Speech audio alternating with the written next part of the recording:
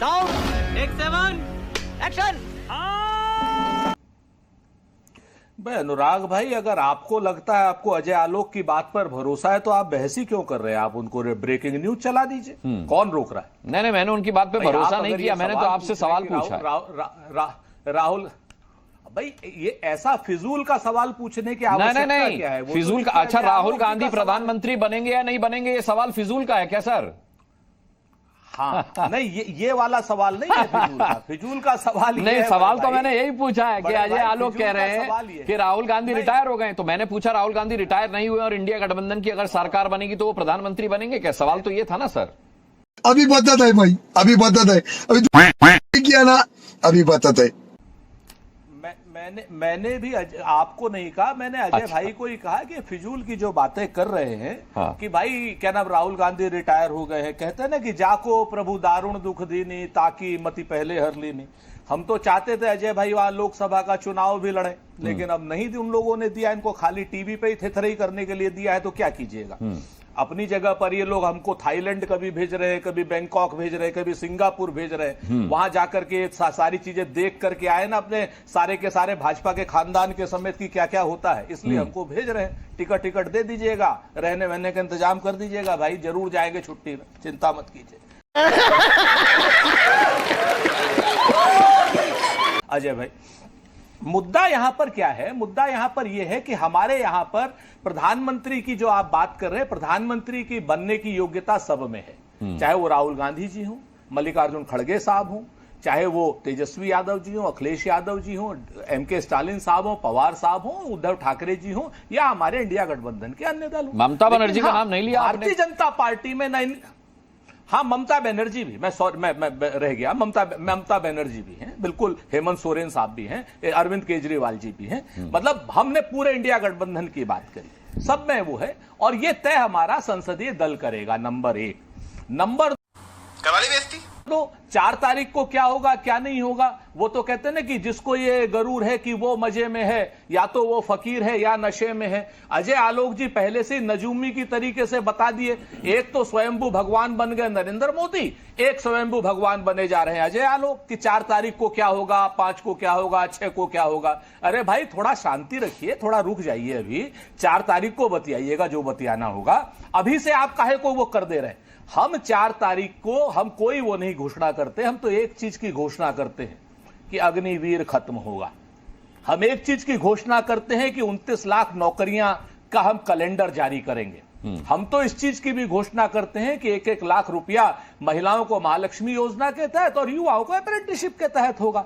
आप सही पकड़े हैं। आप लोग घोषणा करते हो कि फलाना थाईलैंड जाएगा, फलाना सिंगापुर जाएगा, फलाना कहां जाएगा, तो दोनों की सोच का अपना अपना अंतर है।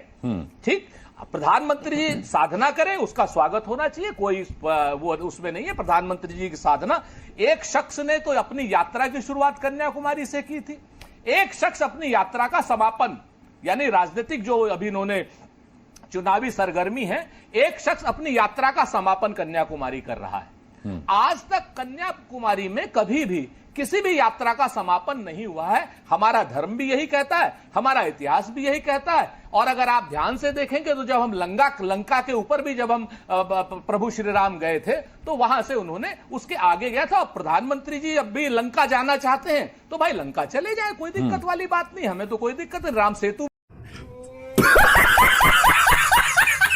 भी बना हुआ है, तो वो उनकी जगह अगला चुनाव वो श्रीलंका में लड़ेंगे। लेकिन हां, हम एक चीज जरूर कहते हैं कि आने वाले समय में क्या होगा क्या नहीं होगा ये तो भविष्य के गर्भ में है।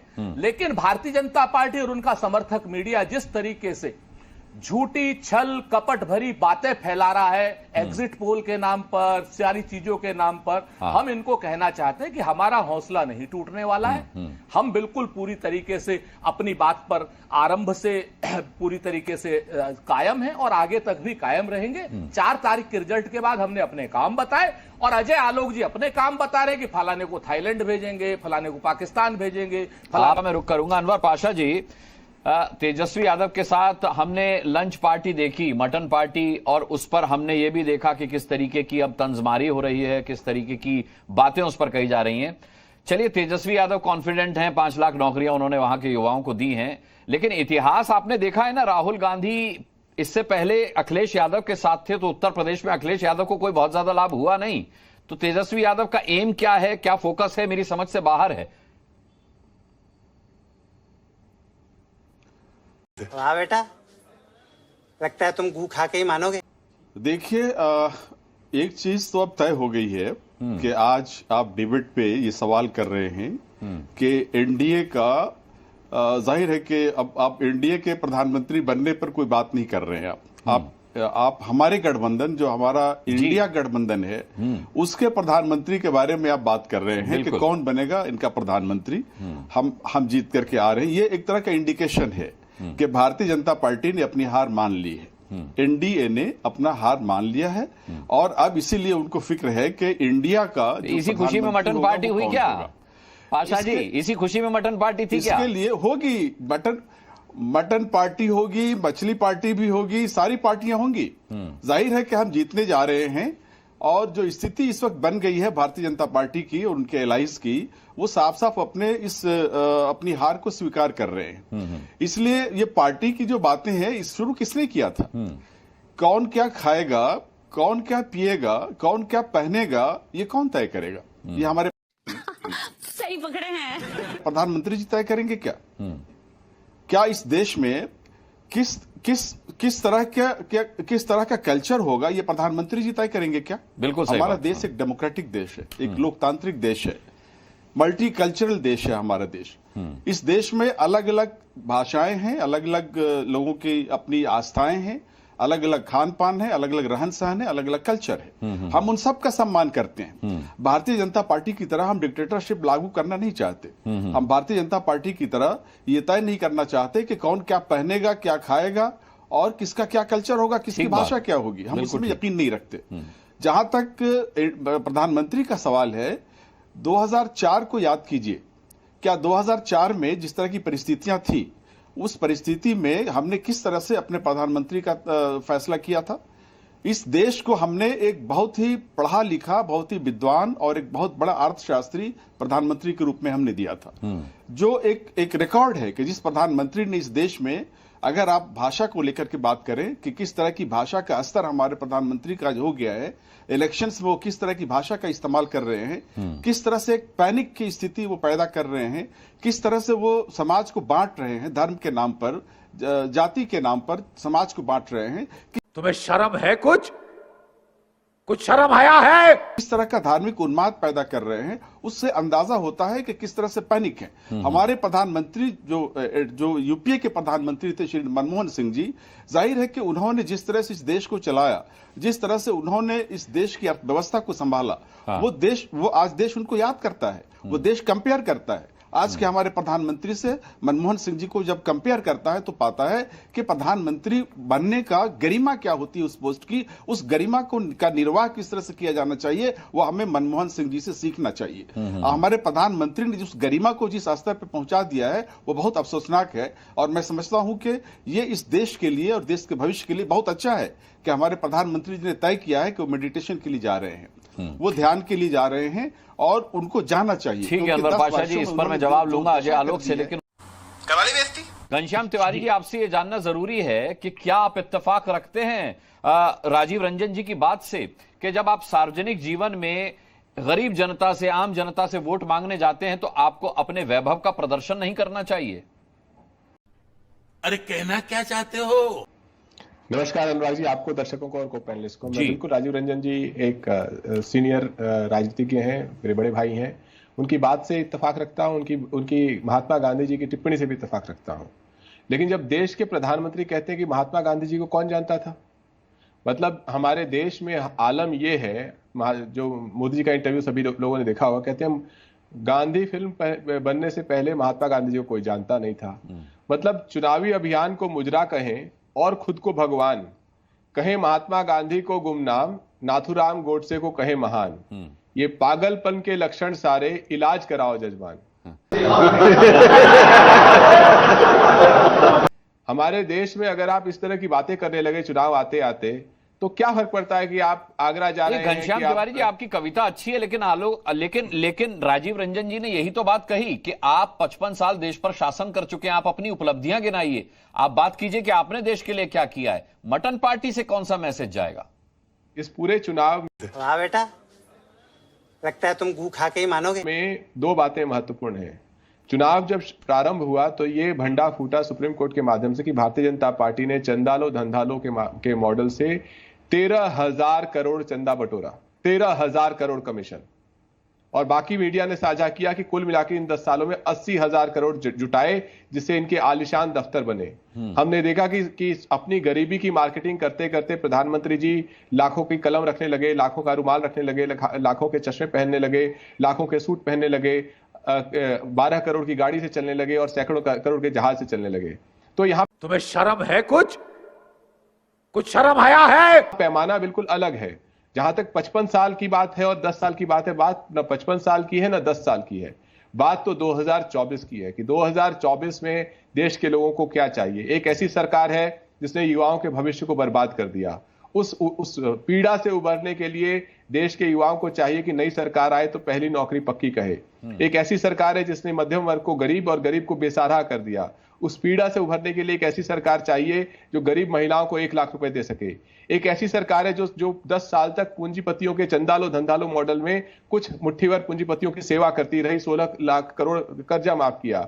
उससे निपटने के लिए जरूरी है कि हमारे देश में ऐसी सरकार हो जो देश के आर्थिक और सामाजिक सवाल का जवाब नहीं दिया घनश्याम तिवारी जी। हाँ भाई, कैसी लगी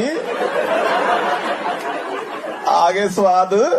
कि मटन पार्टी से क्या मैसेज जाएगा? आप अपने 55 साल की उपलब्धियों की भी बात कर सकते थे। आप सबसे बड़ी पार्टी रहे इस देश के, सबसे ज्यादा लंबे समय तक शासन करने वाली पार्टी रहे। बात 55 साल की तो है ही नहीं। पहली बात तो जब देश आजाद हुआ था, जब आरएसएस तिरंगे का विरोध कर रहा था, भारतीय जनता पार्टी के पूर्वज तिरंगे का, संविधान का, अंबेडकर जी का, हमारी आजादी की लड़ाई का, भारत छोड़ो आंदोलन का, इन सभी चीजों का विरोध कर रहे थे। महात्मा गांधी जी की हत्या करवाने वाले लोग मिठाई बांट रहे थे, जिसके चलते पटेल जी ने बैन किया था। तो 55 साल तो बहुत लंबी यात्रा है। मैं तो सिर्फ आज की बात कर रहा हूं। आपकी ये टिप्पणी या किसी की भी ये टिप्पणी, चाहे भारतीय जनता पार्टी के प्रवक्ता की हो, कि मटन पार्टी एक अच्छा चुनावी अभियान नहीं है, अपनी जगह ये एक टिप्पणी के रूप में, एक आलोचना के रूप में जायज है। हम इस आलोचना को खारिज नहीं करते। लेकिन अब तो चुनाव लगभग 450-480 सीटों का हो चुका। जनता को ये चीज समझ में आ गई है कि उनके पक्ष में कौन बात कर रहा है, उनके रोजगार की बात कौन कर रहा है। घनश्याम तिवारी जी, मैं लौटूंगा। सुरेंद्र राजपूत कुछ मोबाइल पर दिखाने की कोशिश कर रहे हैं। सुरेंद्र जी, क्या दिखाना चाह रहे हैं आप? क्या है मोबाइल में? मुझे क्रेडिट नहीं चाहिए। ये राजीव रंजन जी हमारे बड़े भाई हैं। ये कह रहे थे कि सार्वजनिक रूप से बचना चाहिए, तो ये मेरी आलोचना बाद में, पहले अटल बिहारी वाजपेयी जी की आलोचना कर रहे थे। कितनी मस्ती से देखे पूरी पार्टी झींगा खा रहे हैं अटल बिहारी वाजपेयी जी। स्वर्गीय हो गए हैं, लेकिन आज की डेट में ये देखिए पुरानी तस्वीरें, जब तस्वीरों का बहुत महत्व कम होता था, कम तस्वीरें होती थी। राजीव रंजन जी, आपको अगर आलोचना करनी है तो इनकी भी कर लीजिएगा जरा सा, नंबर 1। नंबर 2, रही बात मटन पार्टी खाने की, और जो अनुराग मुस्कान ने कहा कि जनेऊ उधारी कौन खाता है, तो आप बिहार के लोगों को गाली मत दीजिए अनुराग भाई। जितने मैथिल ब्राह्मण हैं, मैंने जानकारी के लिए पूछा कौन खाता है, मैंने जानकारी के लिए पूछा। मैंने खुद पूछते हुए कहा कि मेरी जानकारी में नहीं है, मेरा ज्ञानवर्धन कीजिए। मैं किसी का अपमान नहीं कर रहा हूं सर यहाँ पर बैठ कर। सुनिए ना सर, जी सुनिए। बिहार की जनता, अच्छा, हमको सिखा रिया है। कोई खान पान का, अगर सिंपल सी पोर्सलिन की प्लेट में खान पान कोई वैभव है, या नॉनवेज खाना कोई वैभव है, तो मेरे ख्याल से उस आदमी का, जिसका क्या नाम, उनके दिमाग का इलाज होना चाहिए, जिनको ये वैभवपूर्ण खाना दिखाई दे रहा है। वो बिल्कुल नॉन एसी जगह पर बैठे हुए आराम से, एक चुनावी रैली के समय में भूख लगी थी, दोपहर का समय था, खाना खा रहे थे। इसमें पता नहीं कहां का वितंडावाद हो रहा है। हाँ, अब आपने एक बात बड़ी अच्छी कही थी, मैं उसमें ज्यादा नहीं जाता आपके खान पान पर, आपको मैंने अटल जी का भी दिखा दिया। मैं आपको बताता हूं, पिछले 55 साल की बात आप जो कर रहे थे अनुराग भाई, 1760 करोड़ रुपए का बजट था हमारा जब हमने देश में आजादी आई थी, और हमने 44 लाख करोड़ का बजट करके दिया था इस हिंदुस्तान में नरेंद्र मोदी जी की सरकार को। और मैं आपको बताऊं 2004 में 710 बिलियन डॉलर का बजट था, जिसको हमने 2.3 ट्रिलियन डॉलर हमने करके 2014 में नरेंद्र मोदी जी को दिया था। और 1760 करोड़ में हमने एम्स बनाए थे, IIT बनाई थी, हमने क्या नाम रिसर्च इंस्टीट्यूट बनाए थे, भाभा एटॉमिक संस्थान बनाया था, हमने बैंकों का नेशनलाइजेशन किया था जो अजय आलोक जी ने बेच दिए बैंक, हमने ग्रामीण बैंक बनाए थे, कोऑपरेटिव बैंक बनाए थे जिससे किसानों को क्या नाम कर्ज, जिससे महाजनों के कर्ज से मुक्ति मिली थी, हमने हरित क्रांति करी थी, हमने दुग्ध क्रांति करी थी, हमने जो है एक पाकिस्तान के 2 पाकिस्तान किए थे, हमने परमाणु विखंडन किया था, हमने जो है राइट टू एजुकेशन दिया था, राइट टू फूड दिया था, राइट टू इंफॉर्मेशन दिया था, मनरेगा हमने दिया था। मैं आपको बताऊं, हमने बड़े बड़े PSUs 170 से ज्यादा PSUs बनाए थे। ये बड़ी अच्छी बात कही आप। तो हमारे काम को तो आप छू भी नहीं सकते। हमने इस देश में जो काम किए हैं उन कामों को तो आप छू ही नहीं सकते। हाँ, नरेंद्र मोदी जी ने काम किया, हमने PSU बनाए, नरेंद्र मोदी जी ने शौचालय बनाए। हमने तो PSU हमारे बनाए हुए नरेंद्र मोदी जी बेच पा रहे हैं, इनके शौचालय कौन बेच पाएगा 12,000 रुपए वाले, वो भी आप जरा तय कर लीजिएगा। ठीक है। तो आप खत्म, बाय बाय, टाटा, गुड बाय, गया।